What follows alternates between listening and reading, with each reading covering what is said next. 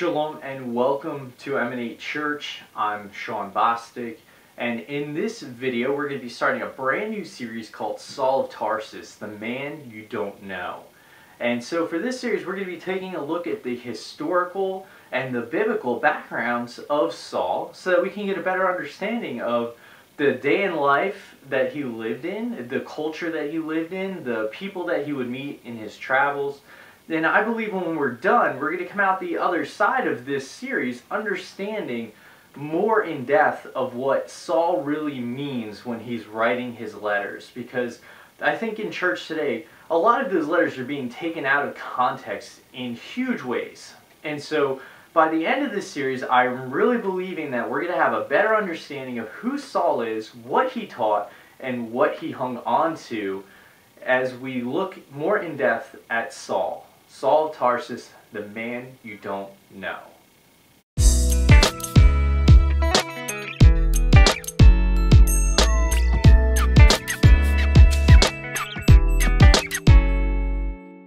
Shalom and welcome to part 1 of our series, Saul of Tarsus, the man you don't know. In this video, we're going to be talking about the history of Tarsus located in present-day Turkey. To kind of understand Shaul, here's what we're going to do in this series. We're going to take a look at what he says about himself, line that up with history, and I believe we're going to get a bigger picture of who he is and what he taught and what he was all about. So we're going to start out with the city that he claims to be from, and that is Tarsus in present-day Turkey at the time of the writing of the Brit Hadashem. It's located in Cilicia. And so if you turn in your Bibles, Acts 21 verse 39, Shaul replied, I am a Jew from Tarsus in Cilicia, a citizen of no obscure city, and I beg you to permit me to speak to the people. And in Acts 22 verse 3, he says, I am a Jew born in Tarsus in Cilicia, but brought up in this city, educated at the feet of Gamaliel, according to the strict manner of the law of our fathers, being zealous for God, as all of you are this day. And so, when you look at a map, and I know it's probably very difficult to see it on the YouTube video, so I'd suggest go to Google and just pull up a map of Saul's journeys, or just do a Google search for Paul's journeys, and you'll see that Jerusalem's located down here in the bottom of your map, and up here in this little seaport area is Tarsus, located in Cilicia. And so, to give you some facts about Tarsus, Tarsus is the capital of Cilicia, and Tarsus' history goes back over 6,000 years. So Tarsus has been around for a very long time. That it was a major seaport in the ancient world, and Tarsus is a very important trading city to the empire. So Tarsus is a pivotal point. Trading cities are always very important to the empire. It is conquered by the Greeks and then later conquered by the Romans, and they will still keep this important seaport. So, to start off, we're going to talk about the god of Tarsus. Every single pagan area, every single pagan city has a god that they worship. And, well, Tarsus is just like every other pagan city out there. And so they worship the god called Sandon.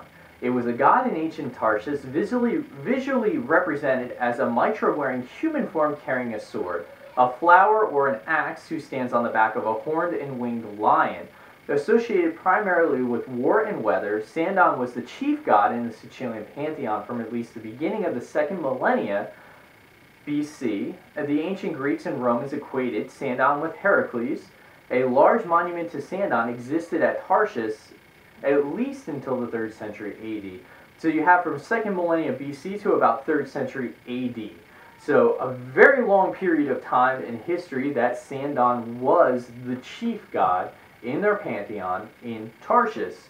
And so this is kind of a representation of Sandon, or at least the lion part of Sandon, and they know that this could possibly be Sandon, or at least, like I said, part of it, because they found this located in the city, that this is actually sitting on a pillar, and they believe that it equates to that god that Tarsus was worshiping.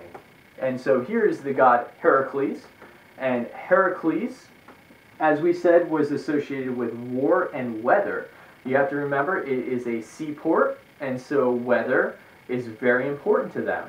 If you're living on the coast, or if you live anywhere near a coast, you know that as ships are coming in and ships are going out, if there's huge storms, if there's typhoons, if there's things that would stop the boat's traffic from coming in and coming out, the people are losing money. And so for them to have good favor, they adopted their pagan god, who would, of course, reign over the weather.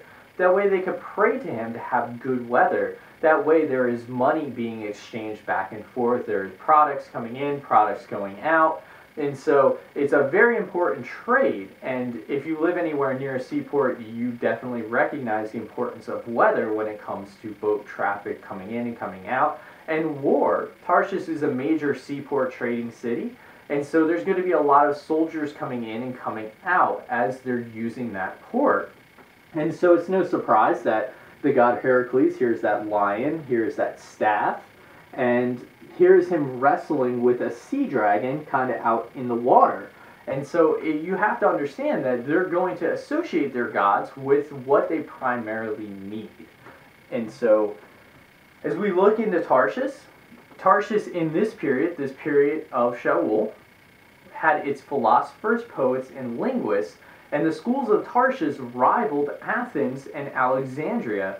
2 Maccabees 4:30 records its revolt in about 171 BC against Antiochus Epiphanes, who renamed the town Antioch on the Citius. Well, what happened there in 2 Maccabees? See, it's kind of funny if you have, an ESV or a King James or an NIV, you're missing a couple books, and primarily we're missing 1st, 2nd Maccabees, which details the Feast of Hanukkah. And the Feast of Hanukkah is celebrated by Yeshua in the New Testament, called the Feast of Dedication, or the Winter Feast, the only feast that occurs during the winter. Well, what happened is that the Greeks first came in and they conquered Tarshish. And so when they conquered Tarshish, they turned everything Greek. And it wasn't an aspect of them forcing them to be Greek. You have to understand, it's kind of like with the Americans. When Americans go somewhere, everybody's like, oh, we wish we could be American. We want to be American. We want to be, United States. We want to be American. It's just that wanting of that culture and that resound and that name that America has made for itself. And so it's kind of that same idea that as the Greeks would go from place to place, they'd want to adopt that Greek culture. So it's no surprise that the Jewish people, the Hebrews, the Israelites, started adopting Greek culture. And so as they adopted those Greek culture, they had, baths built, they had all of the different things that were associated with the Greeks, baths, and they had the gymnasiums, they had the colosseums, they had those things that, in libraries with different books, they had those things that would make them more Greek. And so what happened was, Judah Maccabee decided that this is not good, because now they're making them worship all of these pagan gods, and they need to go back to Torah. God says that you shall have no other gods before me. And so Judah Maccabee stands up and they fight. They fight and they win, and they push the Greeks back out. And they're able to restore Israel back to serving Yahweh in the way that he should be worshipped according to his Torah. And so as he does that, he is able to rededicate the temple. And during that rededication of the temple is where we get the Feast of Hanukkah from. And so as he rededicates the temple, resets back up Yahweh as the one and true and only God that now the Israelites are once again worshiping, they have pushed the Greeks out. And so Tarshish is one of those cities that remains conquered by the Greeks and grows and prospers in that Greek culture. So you have to remember that we have those 10 northern tribes of Israel that had been dispersed throughout the known world at that time. And so you have the Israelites living in these cities. And so these Israelites that are living in these cities have adopted some of these Greek practices or these pagan practices. They're almost like Israelites of the nations, for lack of a better way to kind of explain it. And so as these Jewish people are living in all of these other cities, as these Israelites from those 10 northern tribes are living in those cities, they're kind of adopting some of these practices. And so as we go on with the history of Tarshish, in his time, the Library of Tarshish held about 200,000 books, including a huge collection of scientific works. The name didn't last, however, due to the confusion of so many cities named Antioch. And so from our Brit Hadashem in the book of Acts, we do know of another Antioch. This is not Tarshish renamed Antioch, it's just not the time period. And so just to kind of clear that up in case that would be something that you might be sitting there thinking. But you also have to realize that these people were very intelligent. And that's one of the things that, you know, I find it kind of laughable, because I look back at these societies, and especially the Greek and Roman societies, and the structures that they built that are still here today. And I sometimes think that, you know, society hasn't really moved forward in a progression of getting more intelligent. I look at these other cultures. I mean, they had science, they had philosophy, they had poets, they had writings, they had different languages. They were creating and all these different things, and you know, these people were smart. Their works, their building, their construction still lasts today. I know if you live anywhere in the United States, as you drive down some roads, you know, our roads don't last too long before there's a gigantic pothole in it. Their roads that they built, you can still drive down, and the sidewalks and everything are still intact, you know, almost 2,000 years later. So that is a testament to the wisdom that these people had. So, you know, they're not dumb people.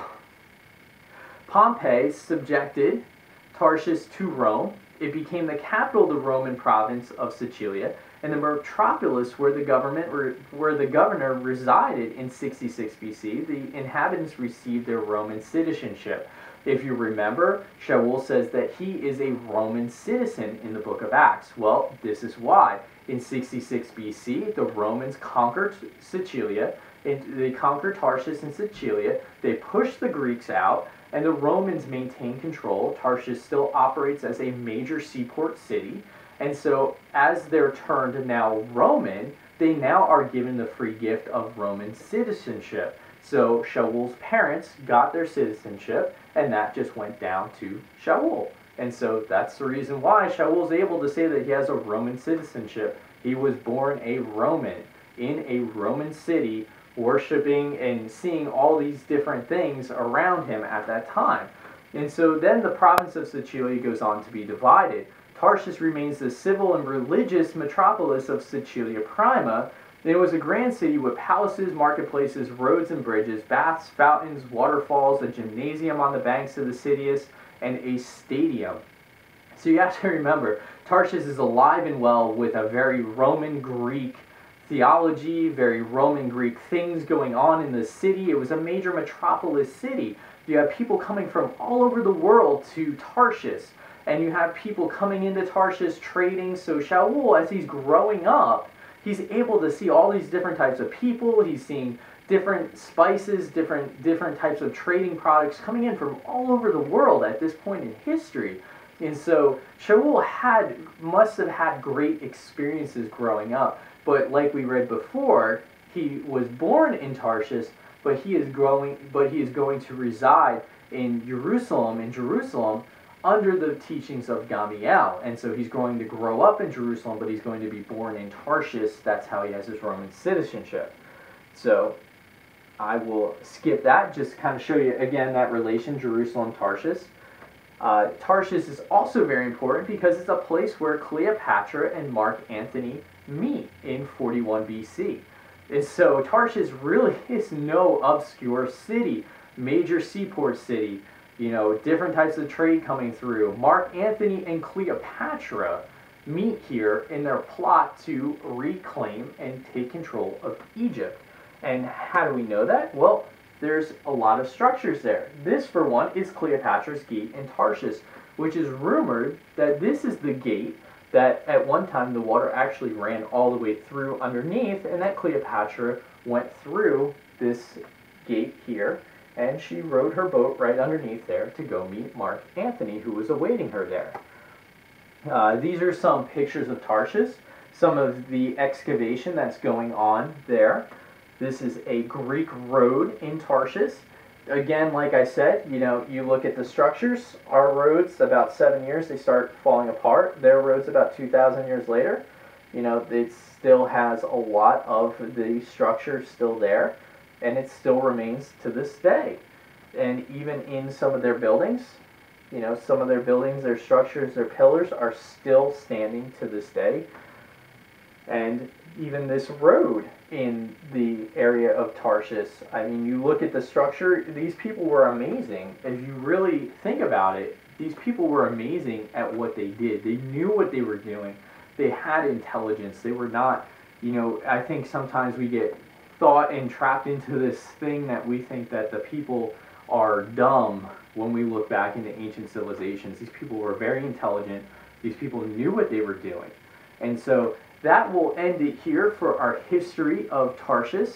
And in the next video, we're going to look into the mythology, the Greek and Roman gods that we find through the book of Acts. And so I hope that you are blessed. If you have any questions, just leave them in the comments below.